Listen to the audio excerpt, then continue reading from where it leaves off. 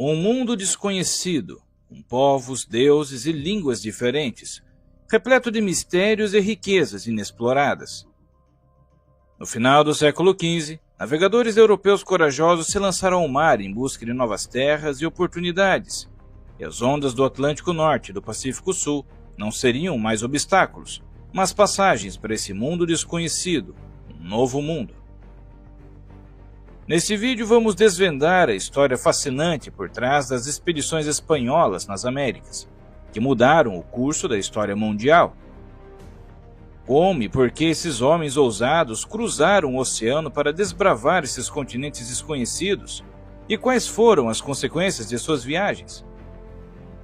Desde as areias douradas do Caribe até as majestosas montanhas dos Andes, a conquista das Américas pela coroa espanhola é uma saga de sangue, bravura, ambição e de uma transformação civilizacional que o mundo nunca tinha visto antes. Prepare-se para mergulhar em uma jornada épica de exploração, conquista e transformação. Mas antes, gostaria de pedir que se inscreva e ative o sino de notificações para não perder os vídeos futuros. E aproveite e deixe também um like, um comentário sobre o que achou e compartilhe com seus amigos. Isso me ajudará a continuar com esse trabalho de divulgação histórica, muito necessário atualmente e não lhe custará nada. Como vimos no último vídeo, após a descoberta por Colombo de um novo mundo em 1492, houve uma corrida por vários reinos europeus para se lançarem ao mar e descobrirem por si mesmos uma rota que os ligasse aos ricos portos asiáticos. Muitos viram também uma oportunidade para colonizar esses territórios até então desconhecidos, sendo que os relatos iniciais de Colombo e de outros exploradores indicavam que havia muito ouro nessas terras. Os exploradores europeus começaram a explorar o hemisfério ocidental no início dos anos 1500. E, para seu espanto, encontraram uma vasta massa de terra e diversas culturas indígenas populosas. Quando se fala em descoberta das Américas, isso se dá do ponto de vista dos europeus, porque por aqui já viviam há milênios culturas únicas e poderosas, como já vimos em vários outros vídeos aqui do canal.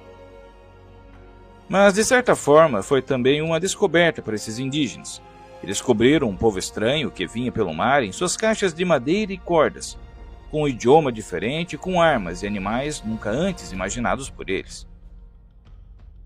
E dos povos nativos que mais se destacam nas crônicas dessas invasões são os astecas.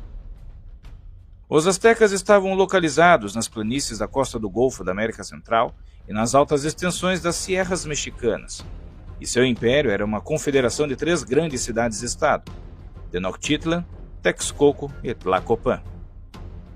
Mas quando os espanhóis chegam nas regiões dos Andes e nas regiões costeiras da América do Sul, os poderosos incas já dominavam com seu império desde o século XIII, a partir de sua capital, Cusco.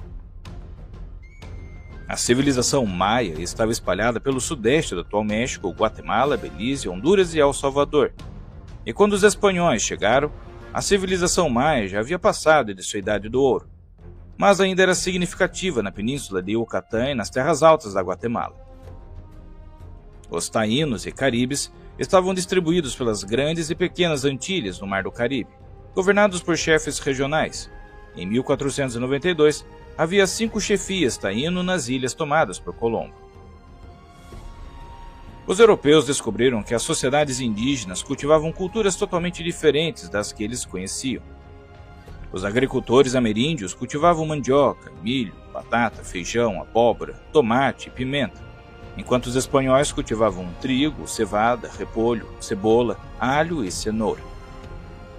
A agricultura nas Américas era tão organizada e produtiva quanto a europeia. Os incas utilizavam terraços e redes de irrigação nas montanhas e vales. Os taínos cultivavam em grandes montes chamados conuco, e os astecas construíram terraços irrigados e ilhas artificiais com juncos e pedras chamadas de chinampas. Os maias usavam um sistema de milpa, cultivando por 2 anos e deixando o campo regenerar por 8 anos. Apesar das grandes diferenças culturais, com o tempo haveria uma mescla dessas sociedades, onde conquistadores e conquistados uniriam esses 2 mundos, porém de uma forma muito violenta e brutal.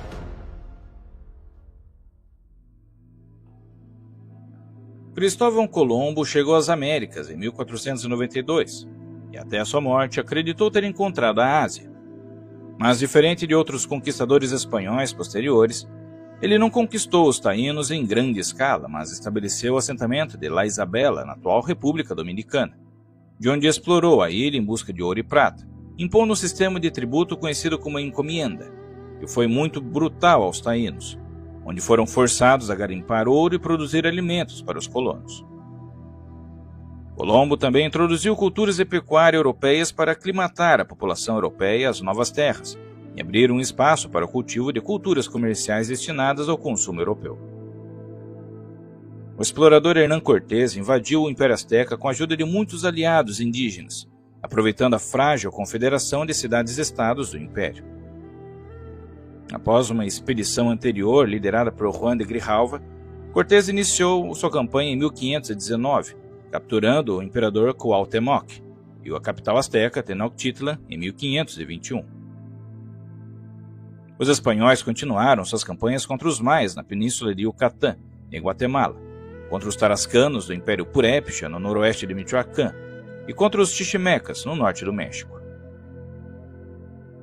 A guerra dos espanhóis contra o Império Inca nas terras altas peruanas foi longa e prolongada, e teve início quando Francisco Pizarro captura e estrangula o imperador Atahualpa, em 1532.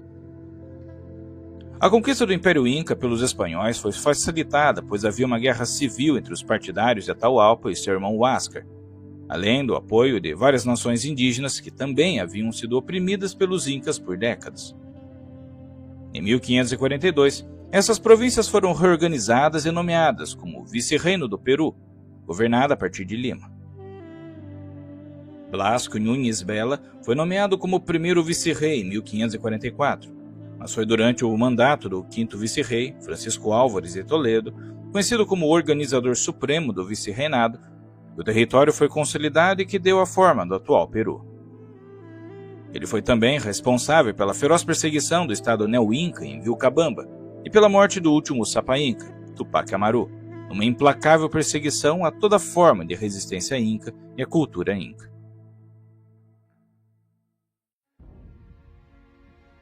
Na América do Sul, a coroa espanhola inicialmente concedeu aos conquistadores nomeados como adelantados o direito de governar as regiões conquistadas, dividindo a América do Sul em províncias como Nova Castela, Tierra Firme, Nova Toledo, Nova Andaluzia e Nova Leão. Ao norte, após a conquista do Império Azteca por Hernán Cortés, a coroa de Castela estabeleceu o Reino da Nova Espanha, abrangendo áreas que hoje correspondem ao México, sudoeste dos Estados Unidos, América Central, partes do norte da América do Sul e Filipinas. Em 1535, Antônio de Mendoza Pacheco se torna o primeiro vice-rei da Nova Espanha, que governava a partir da cidade do México construída sobre as ruínas de Tenochtitlan. Os espanhóis demoliram edifícios astecas e reutilizaram os materiais para construir palácios e igrejas no estilo colonial. Para governar suas terras no Novo Mundo, os espanhóis organizaram colonos e nativos em duas ordens sociais: espanhóis étnicos e nativos chamados de Los Índios. Os espanhóis eram os soberanos que supervisionariam o controle das terras, enquanto os ameríndios forneceriam mão de obra em troca de proteção militar e instrução cristã. Um típico sistema de vassalagem adaptado ao Novo Mundo, onde viriam a surgir as chamadas República de los Índios, onde os nativos, sendo a maioria, teriam parte no sistema político hierárquico nos territórios conquistados pelos espanhóis. Mas havia um tipo de protocolo a ser seguido, ou um sistema que organizava a expansão da influência da coroa de Castela. Esse sistema foi aplicado e estratificado por meio do requerimento, encomienda e repartimento. O requerimento exigia que os nativos se submetessem à coroa espanhola ou enfrentassem a espada na ocasião do contato inicial. Se fosse estabelecido algum controle, as autoridades reais distribuiriam as terras nativas a nobres e oficiais, que receberiam o tributo e trabalho das aldeias indígenas por meio do sistema encomienda, que foi inicialmente o sistema que Colombo aplicou no Novo Mundo. Essas encomiendas incluíam todos os aldeamentos e centros indígenas dentro de uma área delimitada, e os ocupantes indígenas eram obrigados a pagar um tributo que poderia ser qualquer coisa que a terra tivesse, como ouro, colheitas e animais. e deviam uma parte de seu tempo para trabalhar nas plantações ou minas dos espanhóis. E em troca desse acordo totalmente injusto, eles deveriam ser protegidos e convertidos ao cristianismo. Em 27 de dezembro de 1512, na cidade de Burgos, na Espanha, foram promulgadas as conhecidas Leis de Burgos, que foi a primeira codificação de leis que regulavam o comportamento dos colonos espanhóis no Novo Mundo, especialmente em relação aos nativos. As leis proibiam o maltrato dos nativos e incentivavam sua conversão ao catolicismo. Originalmente aplicadas à ilha de Hispaniola, as leis foram estendidas a Porto Rico, Jamaica e Peru. Autorizavam a criação de encomiendas, onde grupos de índios trabalhavam para senhores coloniais sob um regime de trabalho regulado, onde até as mulheres grávidas de mais de 4 meses eram dispensadas do trabalho. As leis também proibiam a punição e ordenavam a catequização dos índios, bania a bigamia e exigia que os índios vivessem próximos aos espanhóis. Mas o sistema encomienda, na prática, era uma escravidão mal disfarçada, e a maioria dos proprietários faziam tudo ao seu alcance para despojar os nativos de sua cultura, onde os nativos frequentemente eram forçados a escolher entre cumprir as cotas e morrer de fome, ou não cumprir as cotas e sofrer com a ira muitas vezes letais dos capatazes. E apesar da coroa espanhola deixar claro que os povos indígenas não deveriam ser escravos, onde deveriam ser considerados súditos espanhóis com certos direitos, essas leis foram recebidas com grande hostilidade e resistência pelos espanhóis nas colônias. A má aplicação das leis de Burgos levou a reformas em 1542, conhecidas como Leis Novas, onde as famílias responsáveis pelas encomendas, chamados de encomendeiros, ficariam restritas a manter a concessão por 2 gerações em vez de perpetuamente, provocando assim protestos generalizados entre as elites coloniais, que forçou a coroa a recuar por um tempo. Mas no início dos anos 1600, o rei substituiu a encomenda pelo sistema de repartimento, onde funcionários do governo assumiram a regulamentação do trabalho dos povos indígenas. Porém, quase nada mudou de fato com esse sistema. O trabalho no repartimento ainda era forçado, com a diferença que agora o trabalhador recebia um salário fixo. Em 1549, houve uma tentativa de aumentar o volume de trabalho através de pedidos aos povos indígenas que se voluntariassem onde fossem necessários, em troca de um pequeno salário. Logicamente, essa proposta não foi bem recebida entre os nativos, o que passou a se tornar um sistema adotado esporadicamente para obras públicas de grande porte. Sob o sistema de repartimento, líderes comunitários locais em todas as cidades e aldeias passavam a ser obrigados a fornecer uma certa cota de trabalhadores de sua comunidade. Essas cotas, fixadas pelas autoridades coloniais, abrangiam tipicamente cerca de 1/7 da população masculina para o trabalho agrícola e 4% para a mineração, o que afetou negativamente a produção de alimentos para as comunidades. Na realidade prática, muitos colonos não se importavam com a forma como adquiriram mão de obra ou como tratavam essas pessoas, e assim o repartimento em geral trazia resultados pouco melhores do que o sistema encomenda. Treinar e depois perder trabalhadores após o término de seu período de convocação era outro problema sério e explica por que os colonos particulares passaram a usar escravos africanos, que começaram a ser importados em grande número. O governo local incentivava a escravidão de etnias africanas por 2 motivos. Reduzia o impacto negativo do sistema de repartimento nas comunidades indígenas, mais propensas a causar agitações, e o governo local ganhava dinheiro com os impostos cobrados pela importação de escravos, com destaque para Cuba, onde a indústria açucareira e a falta de índios incentivaram o uso de escravos africanos. O sistema de repartimento acelerou a transição de muitas comunidades para uma economia baseada na moeda e criou os meios para atender a demanda crescente por mercadorias de estilo europeu. Missionários e missões proporcionavam educação rudimentar, mas as persistentes tentativas de cristianizar a população, a promoção de costumes europeus e o rompimento da vida tradicional baseada no ciclo agrícola resultaram em prejuízos para as culturas indígenas, onde o estilo de vida que existiu por séculos foi eventualmente eliminado de todos os lugares, com exceção das partes mais remotas das Américas. No século XVII surgiu outro sistema agrícola chamado de hacienda, ou fazenda em espanhol. Eram grandes extensões de terras controladas por representantes da elite hispânica, onde a terra era concedida a famílias particulares, mas em vez de os proprietários utilizarem trabalho forçado nessas propriedades, a mão de obra livre era recrutada de forma permanente ou casual. As haciendas geralmente empregavam mão de obra indígena, com poucos casos de uso de escravos africanos devido à falta de entrepostos na costa africana e à abundância de mão de obra indígena. Mesmo após a descolonização, muitas haciendas foram preservadas, causando a desigualdade econômica persistente na Argentina e no México. Em Santo Domingo, a desintegração do sistema colonial deu lugar a pequenas e médias propriedades rurais.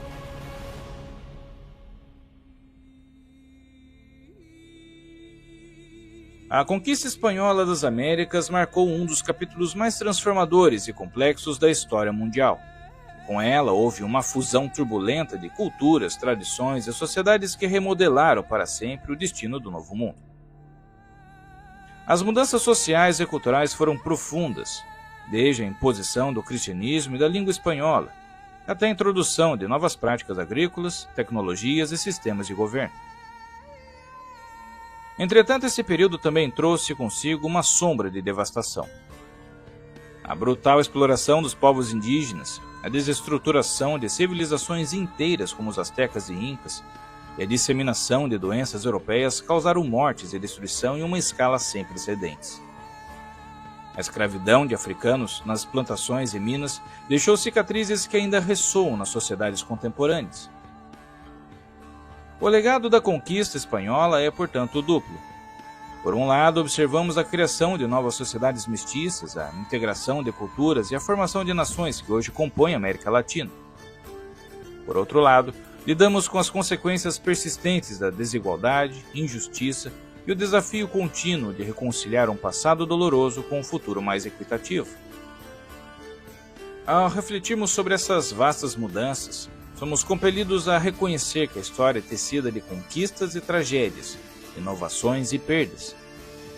Entender esse legado é essencial para construir um mundo mais consciente e compassivo.